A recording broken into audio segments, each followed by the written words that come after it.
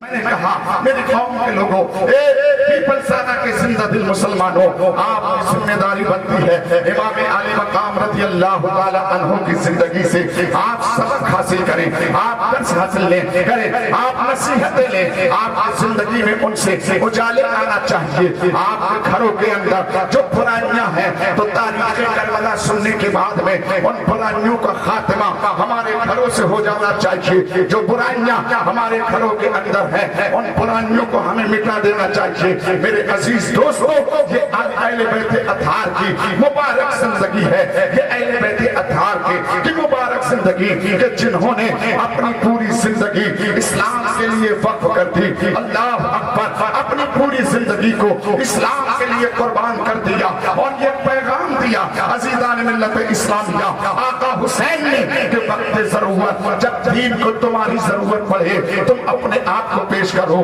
جب دین کو تمہارے مال کی ضرورت پڑے تو تم اپنے مال کو پیش کرو، جب تمہارے بچوں کی ضرورت پڑے تم اپنے بچوں کو بھی اسلام کے لیے قربان کر دو۔ اس لیے اگر اسلام پر تم نے اپنا سب کچھ نثار کر دیا، جو انسان اپنے آپ کو اسلام کے لیے پیش کرتا ہے اگرچہ ظاہری طور پر وہ دنیا سے رخصت ہو جائے لیکن اللہ اس کے نام کو زندہ رکھتا ہے۔ اور یہ امام حسین کے نام نے ہمیں بتا دیا کہ میدان کربلا سے 72 کو قتل کیا گیا، 22,000 جو آئے تھے وہ بچ کے گئے تھے، ان 22,000 کا نام صفحہ ہستی سے مٹا دیا گیا، اور جنہوں نے اسلام کے لیے قربانی پیش کی اللہ نے ان کے نام کو لوگوں کے دلوں میں، لوگوں کے گھروں میں زندہ ہو جاتے۔ ماشاءاللہ ماشاءاللہ، زندہ باد زندہ باد، بہت خوب ماشاءاللہ۔ حسین اصل میں مرغ یزید ہے، اسلام زندہ ہوتا ہے ہر کربلا کے بعد، لیکن حالات کیا ہیں ہمارے لوگوں کے حسین کو ماننے کے؟ جب ایک محرم آتا ہے تو اسی چاند نکلنے کے ساتھ ہی عجب حالت سنیوں کی ہو جاتی ہے، عجب طریقہ کار کرنا شروع کر دیتے ہیں، ایسے ایسے کام انجام دیتے ہیں۔ اللہ اکبر، جن کاموں کو دیکھ کر شیطان بھی شرما جاتا ہوگا، تمہارے ایسے عمل ہو جاتے ہیں۔ اللہ اکبر، آپ ذرا بتائیے میدان کربلا میں میرے آقا حسین نے کیا کیا تھا اور یزید نے کیا کیا تھا؟ یزید کے جو کام ہیں آج حسین کے نام پر حسین کے ماننے والے کر رہے ہیں، اور جو کام یہ حسین نے کیے تھے عزیزان ملت اسلامیہ ان کاموں سے ہم اپنے آپ کو بہت دور کیے ہوئے ہیں۔ میں ہاتھ جوڑ کر پیپل تھانہ والے مسلمانوں سے یہ بات کہنے کی کوشش کر رہا ہوں، آپ غلط نظریے سے میری بات کو مت لینا، اس لیے کہ میں بھی اسی خاندان کا چشم و چراغ ہوں، میں بھی اسی مقدس ذات سے تعلق رکھتا ہوں۔ آپ یہ سوچتے ہو کہ آپ تو آج پیدا ہوئے ہو، آپ کا نسب، آپ کا تعلق امام حسین سے کیسے ہو گیا؟ عزیزان ملت اسلامیہ، یہ میں نہیں کہتا بلکہ مصطفیٰ فرماتے ہیں، صحابی رسول سرکار کے پیارے چہیتے آقا کی بارگاہ میں حاضر ہیں، سوال کرتے ہیں قرابتوں کا، ہؤلاء الذین علینا دعوتہم یا رسول اللہ مودتہم، یا رسول اللہ وہ کون سی شخصیات ہیں، وہ کون سے لوگ ہیں جن کی محبت کو جو ہے اللہ نے ہمارے اوپر واجب قرار دی ہے؟ تو اس سوال کے جواب میں مصطفیٰ جان رحمت فرماتے ہیں، قال علی والفاطمۃ والحسن والحسین وابناہما، آقا ارشاد فرماتے ہیں اس میں ایک ذات علی کی ہے، دوسری ذات فاطمہ کی ہے، تیسری ذات حسن کی ہے، چوتھی ذات حسین کی ہے، اور جو اس کے علاوہ وابناہما حسن اور حسین کی اولادیں جو قیامت تک آنے والی ہیں ان کے نسب سے اللہ اکبر، تو وہ تمام کی تمام میرے قرب میں، میرے قرابت داروں میں شامل ہیں۔ ان کا ادب، ان کی تعظیم، ان کی محبت تمہارے لیے واجب ہے عزیزان ملت اسلامیہ۔ اس لیے ہم اپنے گھر کی بات آپ کو بتانے کے لیے آئے ہیں، اپنا درد آپ کے سامنے پیش کرنے کے لیے آئے ہیں عزیزان ملت اسلامیہ۔ کبھی کسی کے گھر اگر باپ کا انتقال ہو جائے تو کیا اس گھر کا کوئی فرد اپنے باپ کے جنازے کے اٹھنے کے بعد میں کیا ڈھول بجا سکتا ہے؟ کیا ماتم کر سکتا ہے؟ کیا اپنے باپ کی میت پر میرا لگا کے عورتوں کو بے برائی نہ کر کے عریانیت کی نمائش یا اپنے باپ کی میت یا اپنے ماں کی میت پر لگانا گوارا کرے گا. اگر دور حاضر میں کسی سے یہ بات کہہ دو تو آپے سے باہر ہو جائے گا, اور جو کہنے والا ہے اس کا سر سلامت نہیں رہے گا, بلکہ اس گھر والے ہی نہیں پاس پڑوس والے بھی اس کے سر کو توڑ پھوڑ کے برابر کر دیں گے. اللہ اکبر. اب ذرا غور و فکر کیجئے, جب آپ کو اپنے گھر کے کسی فرد کے انتقال پر ڈھول بجانا گوارا نہیں تو امام حسین کے شہادت کے دن ان کے نام پر ڈھول بجانا آپ کو کیسے پسند آ گیا. اللہ اکبر. جہاں آپ یہ چاہتے ہو کہ میرے گھر میں میت ہوئی ہے اس دن میں زیادہ سے زیادہ تلاوت کلام مجید کروں تاکہ اللہ اس کا ثواب میرے والد کو عطا فرمائے, میری والدہ کو عطا فرمائے. تم زیادہ سے زیادہ کلمے کی تلقین کرتے ہو کہ لوگوں کلمہ پڑھو, لوگوں درود پاک پڑھو, لوگوں آیت الکرسی پڑھو, لوگوں سورہ یاسین پڑھو, لوگوں سورہ ملک کی تلاوت کرو. یہ تمام تر ذکر و اذکار تم اپنے احباریوں سے, اپنے دوستوں سے, اپنے باپ کے ایصال ثواب کے لیے کرواتے ہو, اور خود بھی اس دن اگرچہ اس سے پہلے آپ مسجد نہ گئے ہو لیکن گھر میں اگر انتقال ہو جائے تو آپ مسجد میں جا کر پہلی صف میں نماز پڑھتے نظر آتے ہو. کیوں؟ اگر کہا جائے تو کہتے جناب غم ہے, میں اپنے باپ کے غم میں مسجد میں آیا ہوں تاکہ سجدہ کر لوں اور سجدے کی برکت سے اللہ میرے باپ کی بخشش فرما دے. اللہ اکبر. تمہیں اپنے باپ کی میت پر اتنی فکر ہے, آپ بازاروں میں میلوں میں گھومنے کی بجائے مسجدوں کی صفوں کو آباد کرو. آپ چوراہوں پر میرا لگانے کی بجائے ہوٹل اور چائے کی اپنا پر تبصرہ اور تذکرہ کرنے کی بجائے تم قرآن عظیم کھول کر کے بیٹھ جاؤ, قرآن کی تلاوت کرو, درود پڑھتے نظر آتے ہو, کلمہ پڑھتے نظر آتے ہو, سبحان اللہ پڑھتے نظر آتے ہو, آیت الکرسی پڑھتے نظر آتے ہو, دیگر نیک اعمال اس وقت کرتے نظر آتے ہو, تو کم سے کم جب محرم کا پہلا دن آئے اس دن سے تیری ذمہ داری ہے کہ اگرچہ تو مسجد نہ گیا ہو لیکن یقیناً اس دل کے اندر یہ عہد کر لے مولا یہ وہ محرم کا مہینہ جس کا آج آغاز ہوا ہے, یہ وہ عظیم مہینہ ہے کہ جس مہینے کے اندر میرے امام نے سجدے میں سر کٹا کے اس نماز کی حفاظت کی ہے.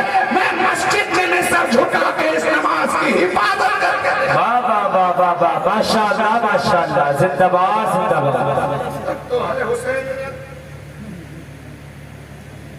اگر واقعی تمہیں محبت ہے تو عزیزان ملت اسلامیہ ان 10 دنوں میں تم چوراہوں پر نہ بیٹھ کر کے بلکہ قرآن کھول کے لوگوں کو پیغام دو. لوگوں میرے حسین کا آخری پیغام یہ تھا کہ نیزے پہ چڑھ کے میرے حسین نے قرآن پڑھا تھا, ہم گھر میں بیٹھ کر حسین کے نام پر قرآن پڑھیں.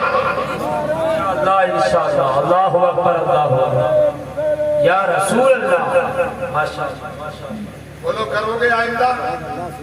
کتنے لوگ ہیں جو عمل کریں گے؟ ہاتھ کھڑا کریں.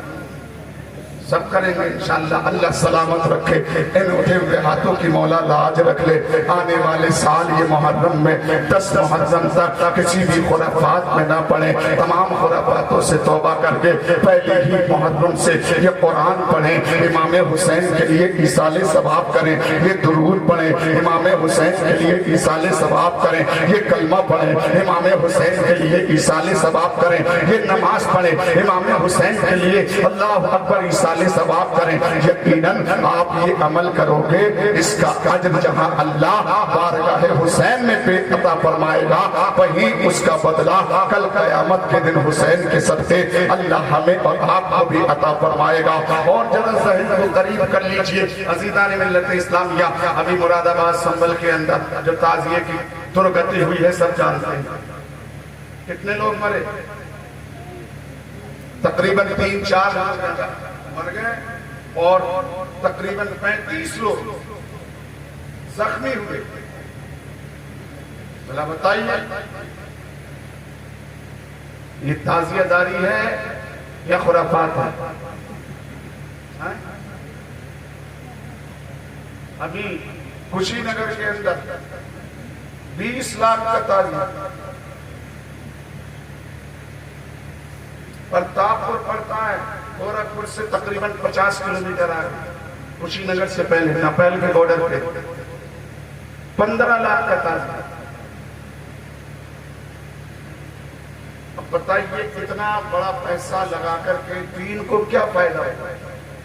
दीन को कोई फायदा हुआ? आवाम को कोई फायदा मिला?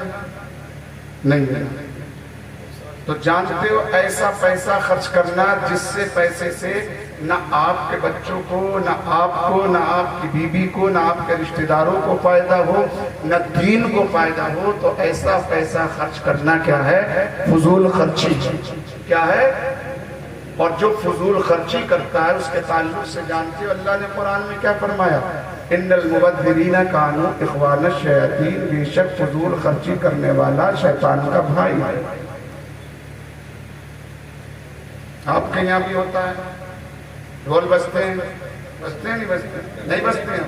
चलो अल्लाह सलामत रखे, जब हम पहली मर्तबा आए थे बजते, लेकिन ताजिए अभी भी उठते हैं।